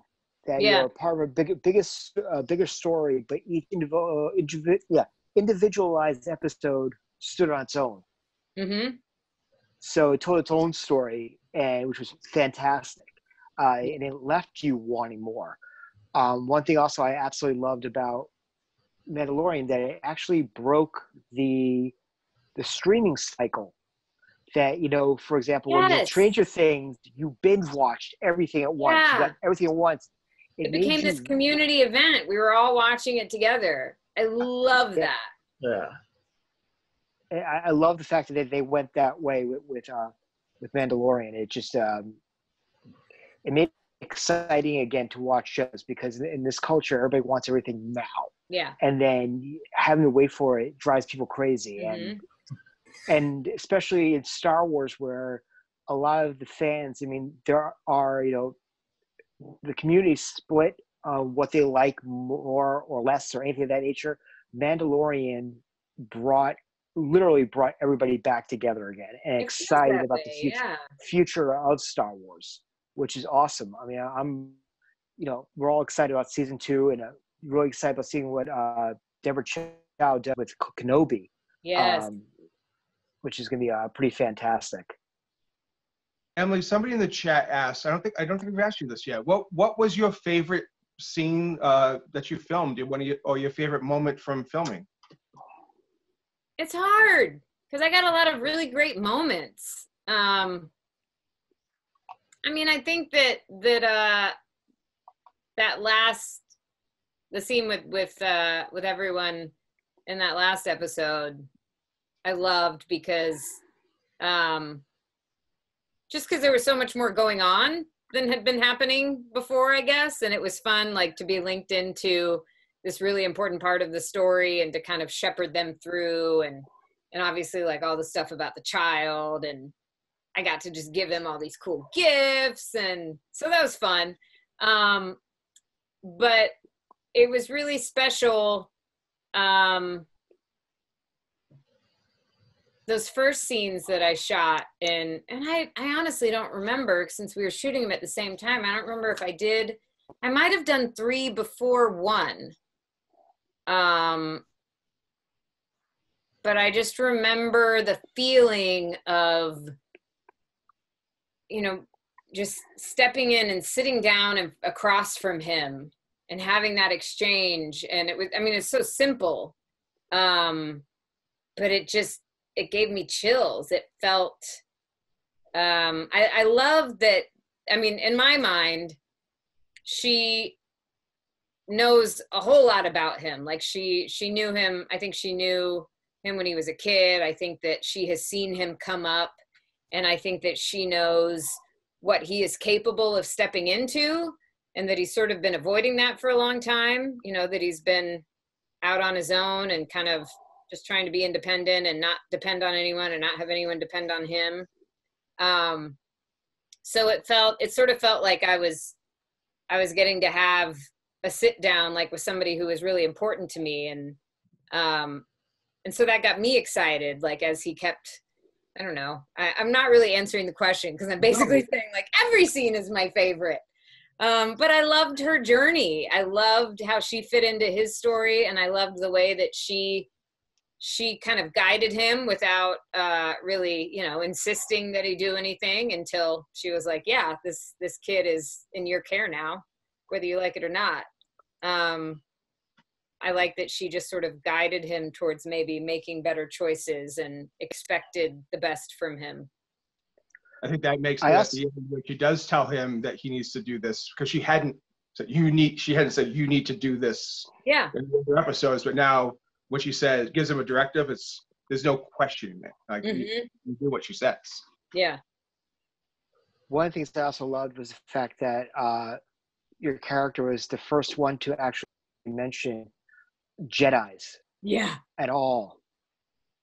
So it's kind of cool. I can't remember for sure, but I do think that the word Jedi we didn't add until we did the ADR.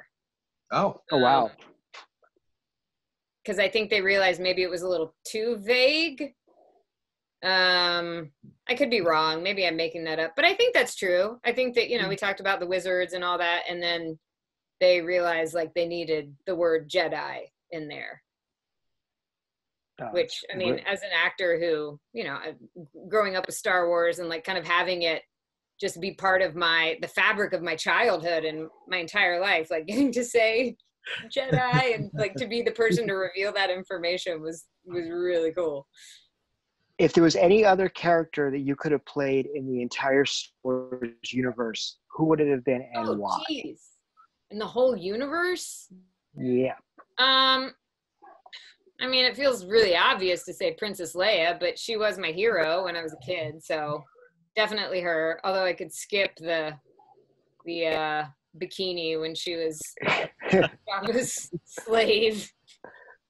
The Hut Slayer Leia. What are you saying? They call her, Disney calls her the Hut Slayer Leia now. Yeah. She's not Slave Leia anymore. But then I guess, you know, the other side of that coin, one of the reasons I love her so much is because of her, what we get to see about her, like when she's in general mode, you know, when she's in charge, and then seeing how she doesn't quite know what to do with herself with Hans. And I think it'd be pretty fun to be Han Solo. Han Solo or Lando, I think would be awesome.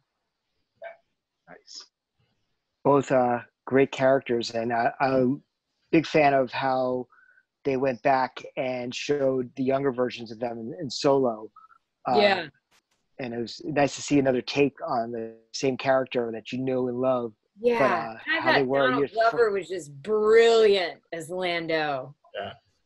That was like perfect casting. Like when they announced that, it was like, okay, I can see it. As a fan, as a Star Wars fan, you said, yeah, that's Billy D, like, you know, incarnate, you know. So it's pretty cool. And hopefully one day soon we'll get more information about Lando or the solo crew. Yeah. That'd be pretty awesome.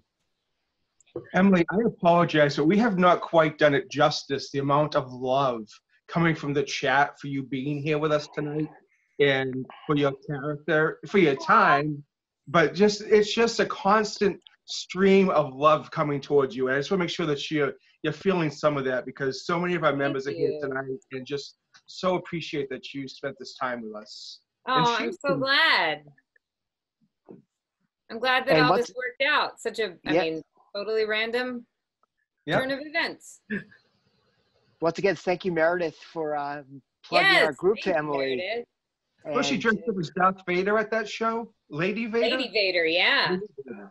She had a great costume. Awesome. Oh, it was great. And when she had messaged us, we were like, oh, that's really cool. So we're very glad that everything worked out and we're able to have you on. And, thank you for your time. I know you were flying around, we were chatting and stuff, and it's been an absolute honor and a privilege to have you on with us. This is a lot of fun. I appreciate you having me. And I haven't watched that episode in a few months, so that was fun too. Oh, good. Yeah. Well, very excited that this was an episode that you have great fondness about, that you were able to come on and chat with us about it. So it makes it that much more exciting. Thank you guys so much for having me. Yeah, like Spencer said in the beginning, this was for helping people. This started to help people kind of get through the situation we're in, and with COVID and how life has changed. So for you to be part of this, that's as much as we love Star Wars, these Thursday nights are to give us something to look forward to each week. To get, to put the other stuff kind of aside for just a couple hours and enjoy each other's company and Star Wars. So you being part of it means so much. Well, and it's been I've been struck by, with Zoom, it doesn't matter where you are because nobody can be physically in the same place anyway. And so all of a sudden, I think a lot of us are feeling closer to some people that we haven't talked to in forever, because we realize how easy it is to do it. And it's a real gift of this time that we're in. I think, I've had some relationships that have come back into my life that I didn't expect, and I've made new friends, and I get to see people more often because everyone's on Zoom anyway. But I love that you guys do this. And I mean, this too is just such a testament to how this universe that George created, I think, just continues to inspire us and give us hope. And we want to get together and watch it all together. No, it's absolutely fantastic. Well, greatly appreciate you coming on. Thank you very much for joining us tonight, Emily. It was an absolute treat. All right. Well, have a good night. And you too. Maybe I'll see you guys again. That'd be awesome. Right. This is the way. This is the way. Yes, there it is. Thank you. I feel like Peter Griffin. She said it. She said it. That's awesome. I never get tired of it. Oh, good. Thank you, Emily. All right. Good night, guys. Good night. That was so cool. Oh, we're still alive. That was so cool, guys. Dude, definitely starstruck a little bit. Holy moly, that was awesome. Yeah, that was absolutely incredible. And the fact that she said it at the end was a nice treat. I'm recording this, so that'll be something we keep on the page for a while. Especially us geeking out. Well, guys, we really hope that you guys enjoyed that experience with Emily. That fell into our lap. What's that? You guys think in the chat? What did you think of the her being with us? Let's see some responses, reactions.